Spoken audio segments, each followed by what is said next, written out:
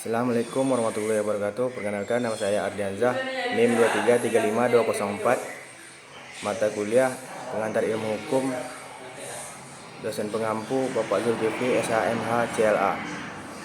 Baiklah, saya di sini akan menjelaskan 3 materi, yaitu Sistem Hukum, Penegakan Hukum bagian 1, Penegakan Hukum bagian 2.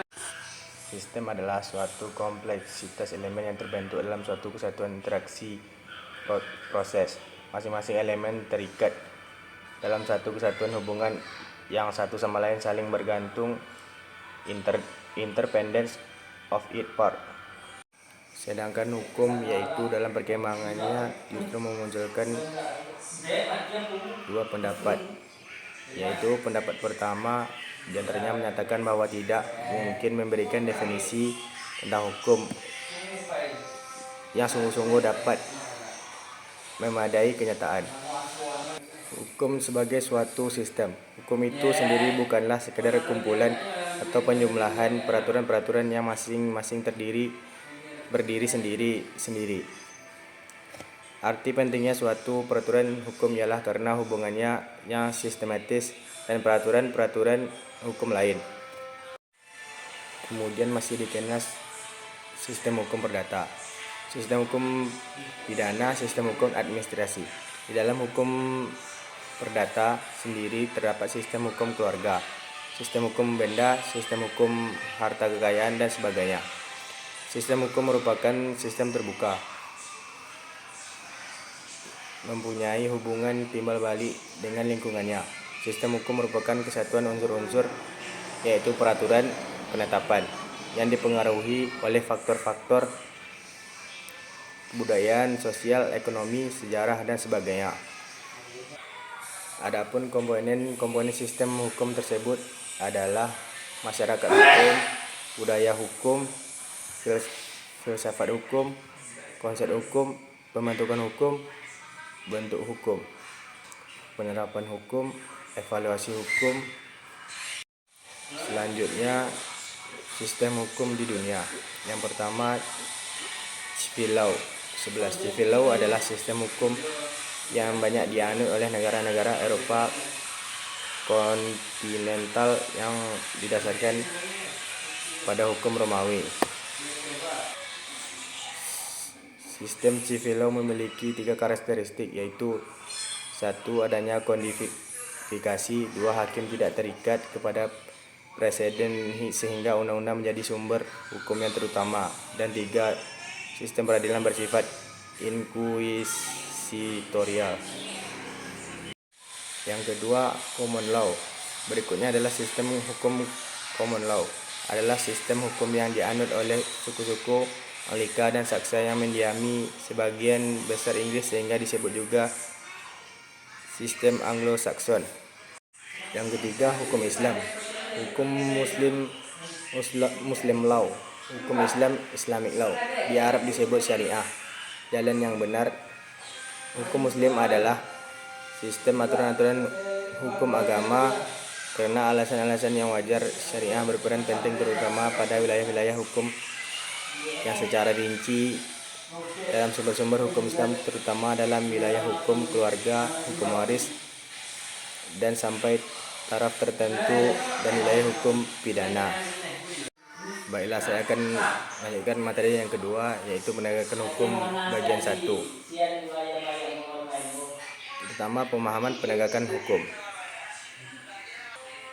Hukum berfungsi sebagai perlindungan kepentingan manusia. Agar kepentingan manusia terlindungi, hukum harus dilaksanakan. Pelaksanaan hukum berlangsung secara normal, damai, tetapi dapat terjadi juga karena pelanggaran hukum. Hukum harus dilaksanakan dan ditegakkan. Bagaimana hukumnya, itulah yang harus berlaku. Pada dasarnya tidak boleh menyimpang. Meskipun dunia ini runtuh, hukum harus ditegakkan. Itulah yang diinginkan oleh kepastian hukum. Kepastian hukum merupakan perlindungan justisiabel terhadap tindakan sewenang-wenang, yang berarti bahwa seseorang akan dapat memperoleh sesuatu yang diharapkan dalam keadaan tertentu. Sebaliknya, masyarakat mengharapkan manfaat dalam pelaksanaan atau penegakan hukum. hukum adalah untuk manusia, maka pelaksanaan atau penegakan hukum harus memberi manfaat atau kegunaan bagi masyarakat. Jangan sampai justru karena hukumnya dilaksanakan atau ditegakkan timbul keresahan di dalam masyarakat. Dalam literatur lain disebutkan bahwa penegakan hukum pada dasarnya berkaitan dengan upaya untuk menerapkan hukum terhadap peristiwa-peristiwa hukum atau penyimpangan dan pelanggaran terhadap hukum yang berlaku dalam masyarakat. Suatu penegakan hukum berkaitan dengan beberapa aspek, antara lain keamanan, ketertiban, dan perlindungan hukum dan keadilan. Keamanan dan ketertiban berkaitan dengan fungsi dan tujuan hukum. Hukum difungsikan untuk mengatur, mengarahkan, mengendalikan warga masyarakat agar supaya kehidupan masyarakat berjalan lancar. Tujuannya adalah untuk tercapainya ketertiban dan keamanan dalam masyarakat yang bersangkutan. Namun demikian, hukum tidak hanya sekedar untuk mencapai ketertiban dan keamanan belaka, tetapi juga untuk memberikan perlindungan bagi kepentingan semua pihak. Baiklah, saya akan melanjutkan materi yang ketiga, yaitu penegakan hukum bagian 2. Yang pertama, lembaga atau pihak dalam penegakan hukum. Lembaga atau pihak apa saja yang terkait dalam upaya penegakan hukum, dan apa tugas dan fungsi serta kewenangan dari masing-masing lembaga atau pihak dalam upaya penegakan hukum. Pertanyaannya sederhana, namun akan terjadi diskusi yang mungkin tidak berujung jika sudah membicarakan lembaga atau pihak yang terkait dengan penegakan hukum. Berkaca pada sistem hukum Indonesia, lembaga atau pihak dalam upaya penegakan hukum dalam arti sempit bisa disebutkan antara lain kehakiman, kejaksaan, kepolisian, pengacara atau advokat, dan lembaga permasyarakatan dalam arti yang lebih luas, karena penegakan hukum itu adalah suatu sistem.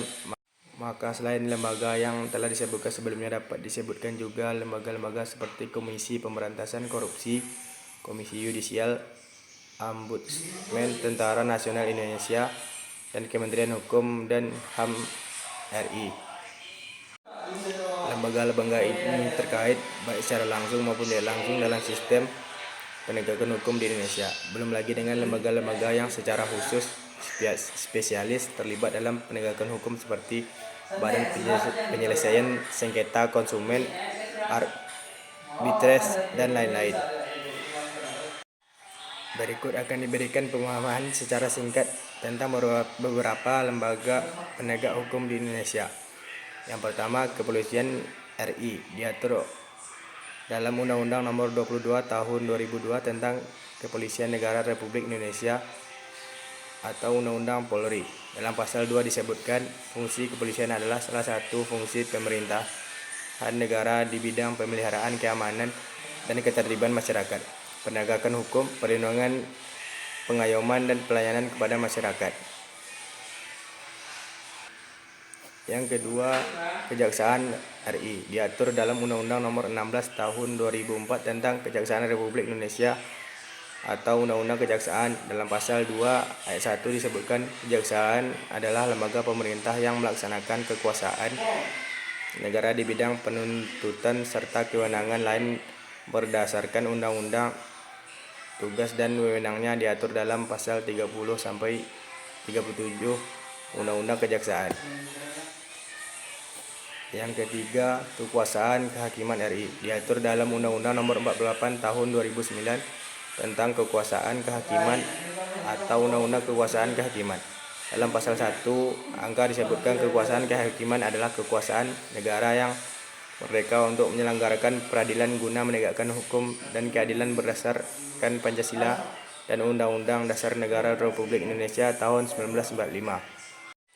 Yang keempat adalah lembaga pemasyarakatan diatur dalam Undang-Undang Nomor 12 Tahun 1995 tentang permasyarakatan atau UPP. Dalam pasal 1 angka 2 Jo pasal 2 disebutkan sistem permasyarakatan adalah suatu tatanan mengenai arah dan batas serta cara pembinaan warga binaan permasyarakatan berdasarkan Pancasila dilaksanakan secara terpadu antara pembina, yang dibina, dan masyarakat untuk meningkatkan kualitas warga binaan permasyarakatan agar menyadari kesalahan, memperbaiki diri, dan tidak mengulangi tindak pidana sehingga dapat diterima kembali oleh lingkungan masyarakat, dapat aktif berperan dalam pembangunan, dan dapat kembali hidup secara wajar sebagai warga yang baik dan bertanggung jawab. Yang kelima, advokat atau pengacara. Diatur dalam Undang-Undang Nomor 18 Tahun 2023 tentang advokat atau Undang-Undang Advokat. Dalam pasal 1 angka 1 disebutkan, advokat adalah orang yang berprofesi memberi jasa hukum baik di dalam maupun di luar pengadilan yang memenuhi persyaratan berdasarkan ketentuan undang-undang ini. Hak dan kewenangan advokat diatur dalam pasal 14-20 Undang-Undang Advokat. Yang keenam, Komisi Pemberantasan Tindak Pidana Korupsi atau KPK diatur dalam Undang-Undang Nomor 30 Tahun 2002 tentang Komisi Pemberantasan Tindak Pidana Korupsi atau Undang-Undang KPK. Yang ketujuh, Ombudsman diatur dalam Undang-Undang Nomor 37 Tahun 2008 tentang Ombudsman Republik Indonesia atau Undang-Undang Ombudsman. Baiklah, itulah materi yang dapat saya sampaikan. Semoga teman-teman bisa memahaminya. Baiklah, saya tutup dengan salam. Assalamualaikum warahmatullahi wabarakatuh.